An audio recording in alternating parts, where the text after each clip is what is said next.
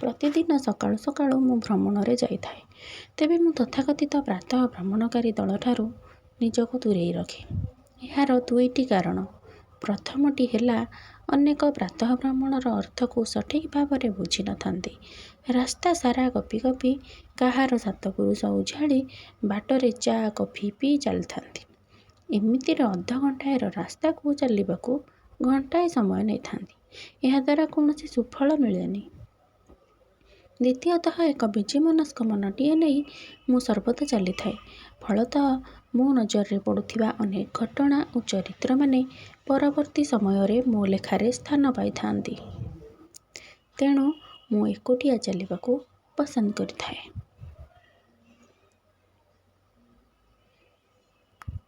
ସେଦିନ ବି ମୁଁ ସହର ଉପକଣ୍ଠରେ ରାସ୍ତାରେ ଚାଲିଥାଏ।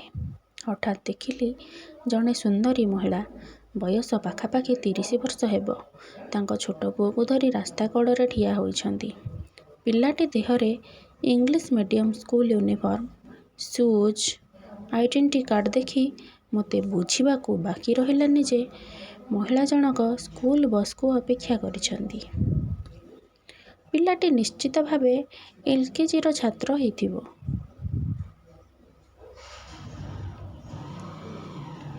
ହଠାତ୍ ପିଲାଟି କହିଲା, "ମମି, ମୁଁ ପାଣି ପିଇବି।"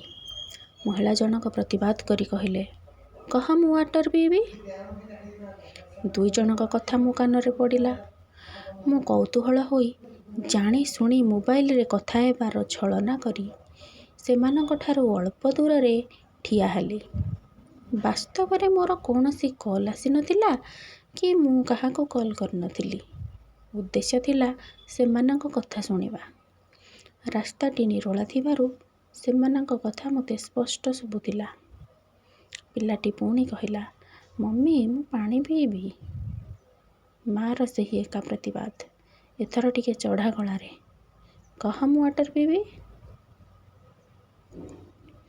ପିଲାଟିର ସ୍ୱାଭାବିକ ଭାବରେ ସେହି ଏକା ଜିଦ୍, "ନାଇଁ, ମୁଁ ପାଣି ପିଇବି।"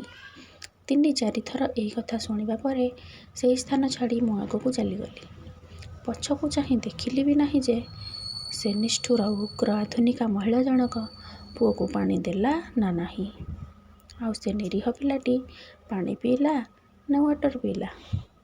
କିନ୍ତୁ ସେ ଦିନ ସାରା ସେ ଘଟଣାଟି ମୋତେ ଖୁବ୍ ବ୍ୟଥିତ ଓ ଭାରାକ୍ରାନ୍ତ କରିଥିଲା।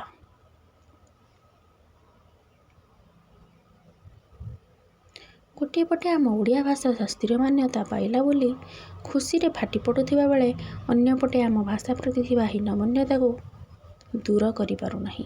ବର୍ତ୍ତମାନ ନିଜ କଥା ଟିକେ ଉଚିତ ହେବ। ଆମେ କୌଣସି ଇଂଲିଶ ମିଡ଼ିୟମ ସ୍କୁଲରେ ପାଠ ପଢ଼ୁନଥିଲୁ ସତ, କିନ୍ତୁ ଇଂଲିଶ ମିଡ଼ିୟମ ସ୍କୁଲ ପିଲାଙ୍କଠାରୁ କମ୍ ନଥିଲୁ। ଅବଶ୍ୟ ଏଠାରେ ଏକଥା କୁହାଯାଉନି ଯେ ଆମେ ଇଂଲିଶ ଲାଙ୍ଗୁଏଜକୁ ଆପଣେଇବା ନାହିଁ।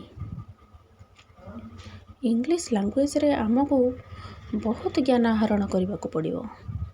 ତା ବୋଲି ଏକ ଓଡ଼ିଆ ଘରର ଶିଶୁ ତା ଭାବକୁ ମାତୃଭାଷାରେ ଉପସ୍ଥାପନ କଲାବେଳେ ଆମେ ତାର କଣ୍ଠରୋଧ କରିବାର ଯେଉଁ ହୀନ ପ୍ରୟାସ କରୁଛେ, ତାହା ବାସ୍ତବିକ ନିନ୍ଦନୀୟ। ପାଣି ନ ଦେଇ ଆମେ ତା ଓଠରେ ଜୋର ଜବରଦସ୍ତ ୱାଟର ଶବ୍ଦ ଦେବା ଅନ୍ୟାୟ ନୁହେଁ କି? ସର୍ବୋପରି ଆମ ଭବିଷ୍ୟତ ଦାୟାଦମାନଙ୍କ ହାତରେ ଏ ଜାତିର ବିଡ଼ମ୍ବନାକୁ ଆମେ ଟେକି ଦେଉନୁ ତ? ଆମ ସମୀକ୍ଷା ତ ନିହାତି ଆବଶ୍ୟକ।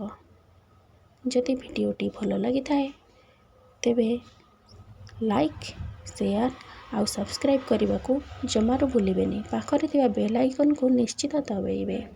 ଜୟ ଜଗନ୍ନାଥ।